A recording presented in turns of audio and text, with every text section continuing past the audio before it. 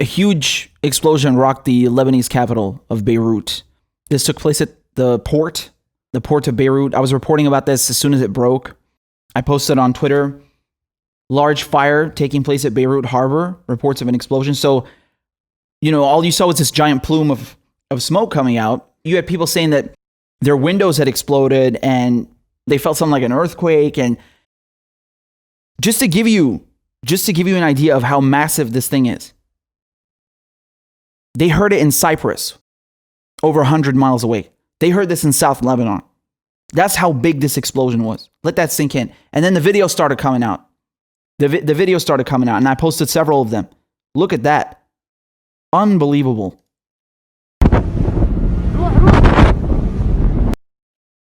Absolutely harrowing stuff. Looks like a nuke.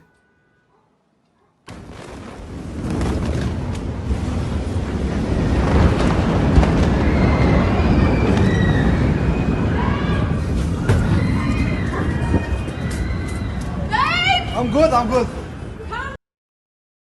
More video.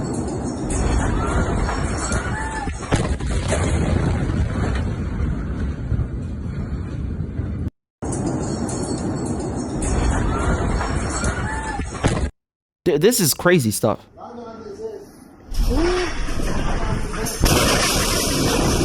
The first initial reports that came out, they were saying that a warehouse was packed with fireworks. And the fireworks were set off and produced this explosion. And I'm looking at that and I'm thinking to myself, man, hold on a second. Fireworks? That's what was coming out of the Lebanese media, right? Lebanese media are reporting that allegedly a warehouse filled with firecrackers exploded. Hundreds injured, death toll unknown. So right now, as of the moment you're watching this video, there's 78 dead and 4,000 people injured.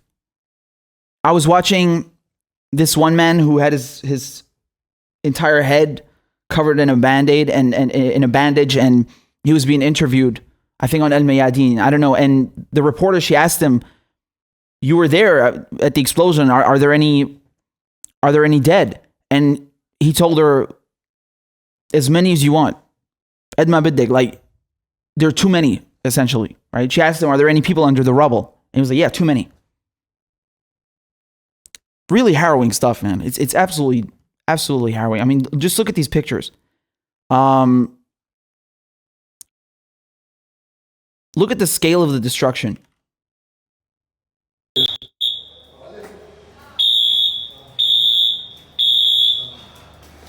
Oh my God. Are you okay? Yeah.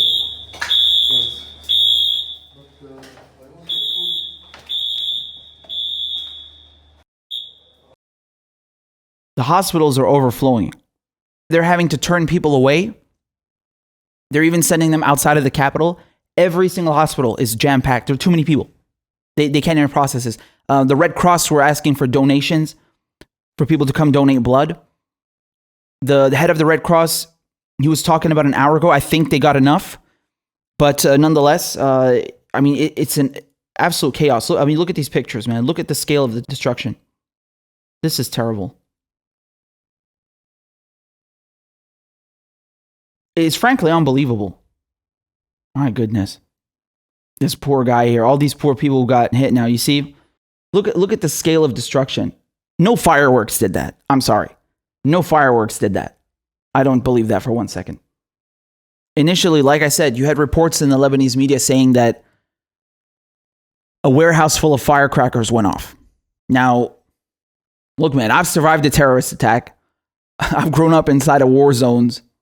In the Middle East, in Pakistan, Afghanistan. I've been all over the place. That doesn't look like any fireworks to me. Okay? That's just my take. Now, the interior minister of Lebanon came out and said that apparently you had nitrate that was being stocked at the port, and this had been there for a while. And a court decision came out that this was illegal. And so basically they had to remove this nitrate. Okay. And it was going to be removed eventually. And even though it's been there for a while, it suddenly goes off now. Some people are saying it's fireworks. Some people are saying it's the nitrate. Some people are saying it's both. Maybe one was a catalyst for the other. You're telling me this was fireworks on its own? I don't believe that for 1 second, man. Just look at that. Those are not fireworks. I'm not believing that. Okay. No way. You have to understand something, man. People all over Beirut, their windows are blown in. I just showed you the scale of the wreckage. They heard this explosion in Cyprus. That's not fireworks, man. That's no, that's ridiculous. You can go and look up fireworks factories, not just warehouses, the factories themselves blowing up on YouTube. You'll see tons of videos, and that doesn't correspond to a factory or a warehouse of fireworks exploding. It just doesn't. I'm sorry. That's not what that looks like. Okay, that looks like something else. Again, I'm not a chemist. I'm not a chemist, so I can't speak as to the potency of nitrate. However, to me, that looks like military ordnance. These are just my 2 cents. Yes? So I've given you the facts, and I'm giving you my 2 cents. To me, that looks like, you can see one cohesive blast wave, very concentrated. Fireworks don't go off like that. The way they're spinning this is very interesting because some people are saying that, oh, I bet you this is because of Hezbollah, right? So you have people coming out of the woodwork now trying to blame this incident on Hezbollah. And how are they doing that? They're saying that, oh, maybe Hezbollah were storing weapons secretly in the port, in a warehouse, and Israel, in an attempt to sabotage or destroy their weapons cache, did this, right? They're trying to turn the Lebanese people against Hezbollah.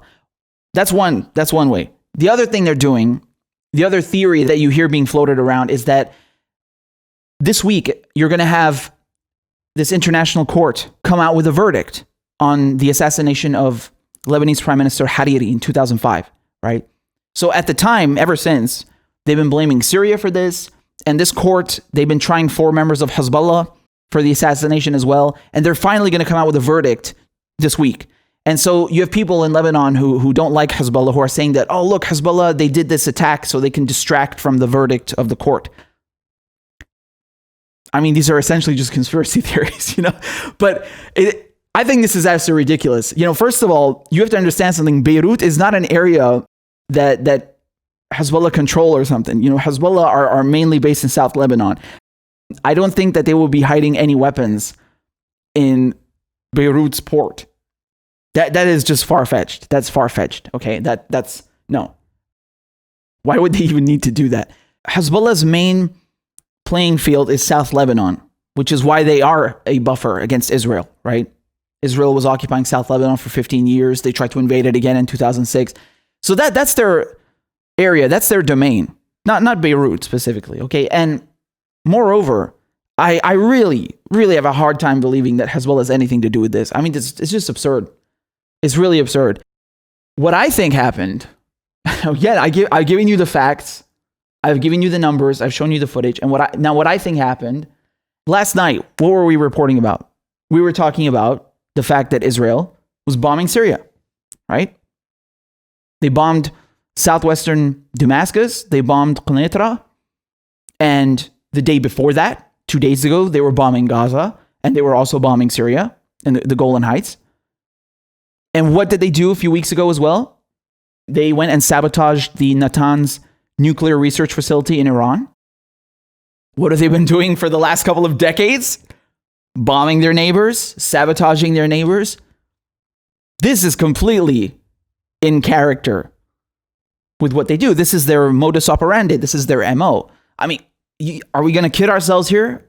Who do you think did this? Trinidad and Tobago?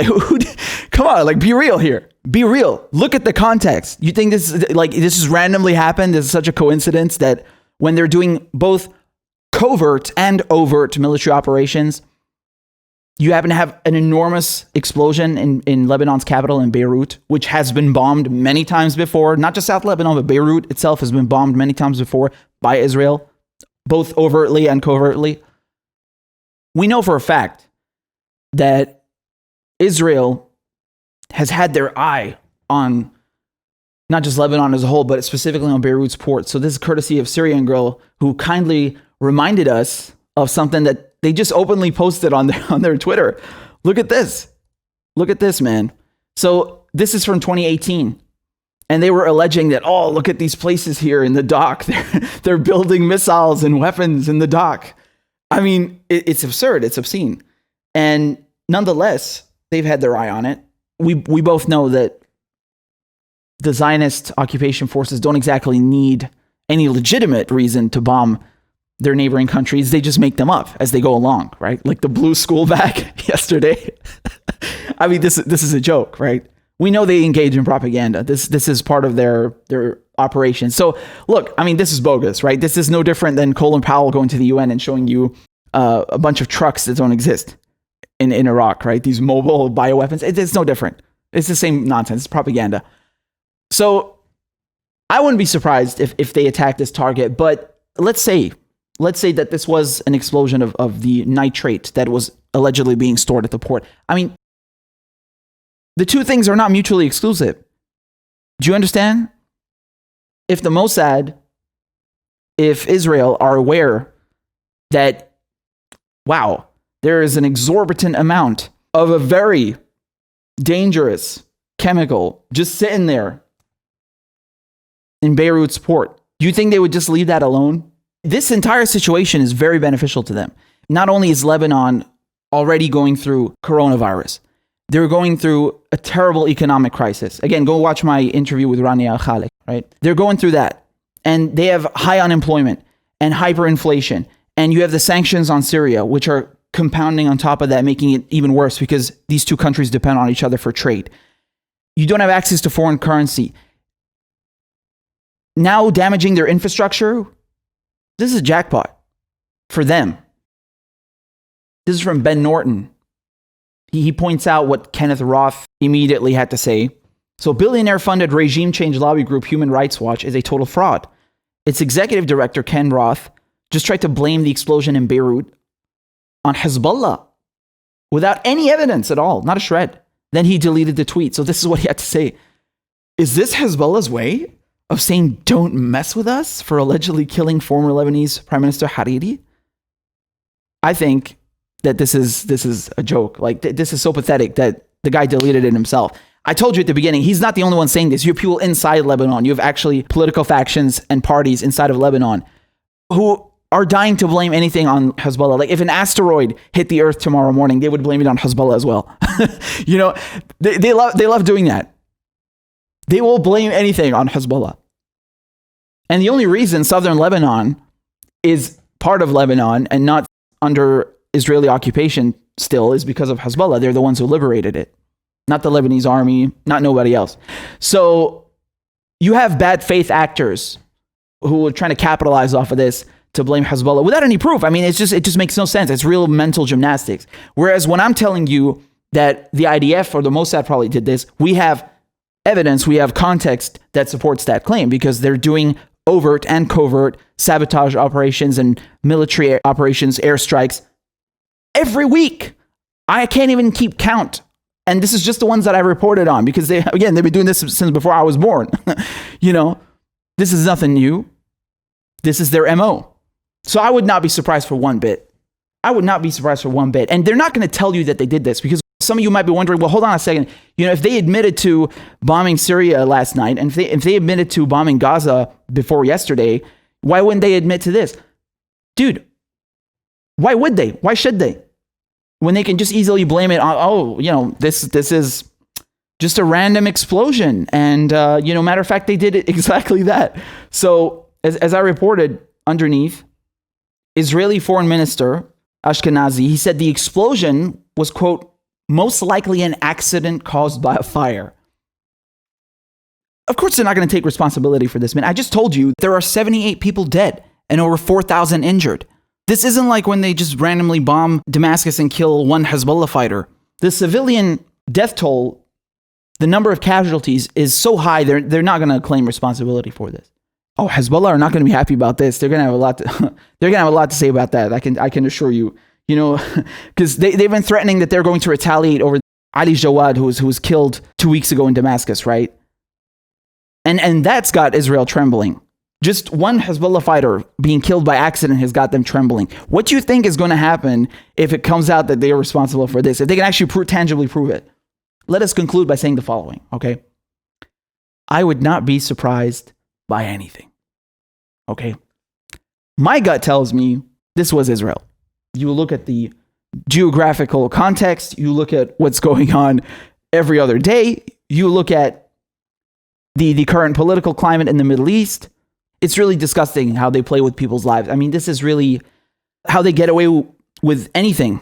It's unreal. I mean, it's just yesterday that they were bombing the crap out of Gaza and you had 2,000 people killed. It's just yesterday that you had the right to return marches and you had hundreds of people protesting killed. Nothing happens. Nothing. So whether secretly or out in the open, whether covertly or overtly, it doesn't matter. It doesn't matter. They don't have to claim responsibility for this and get away with it if they can. And to add insult to injury, you know what I just seen as well? The Zionist occupation forces, they posted this. They say, quote, under the guidance of the Israeli Ministry of Defense, Israel has offered to send humanitarian and medical assistance to Lebanon via security and international channels. This is the time to transcend conflict. Really? Really? And when you were illegally occupying Lebanon for 15 years and when you tried to invade them again in 2006, that wasn't a time to transcend conflict? No? Okay. Right. Or when you do airstrikes randomly, that's not a time to transcend conflict. Or even when they're bombing Syria, when Lebanon is not even the target, they'll still violate Lebanese airspace, right? Because to them, it's like, why should we respect anyone else's borders and sovereignty and right to exist? No, just do whatever we want. That's their attitude, right? Once again, this is catastrophic for Lebanon's infrastructure. I mean, not only do you have massive electricity cuts right now, you have no jobs, hyperinflation, the economy is in ruins. This is a huge, huge blow to their infrastructure, not to mention the cost, the human cost, all these people. It's really devastating. And like I said, I got family there too. I don't know if they're okay yet. They live quite close to the port. Just to show you again on the map, this is the port, okay? This is exactly where it took place. So Beirut is on the coast of the Mediterranean, okay? Israel underneath, Syria to the east. And this explosion is so massive. I mean, they heard it in Cyprus. I'm not kidding, okay? They heard this all the way in South Lebanon over here, all the way in Cyprus over here. I mean, it's insane. It's really insane. And unfortunately, they use people in the Middle East like pawns. You know, they don't even have the least bit of respect for human life because, you know, we're Arabs and they're not interested. Really heartbreaking. Allah yarhamhum. Allah yarham shuhada.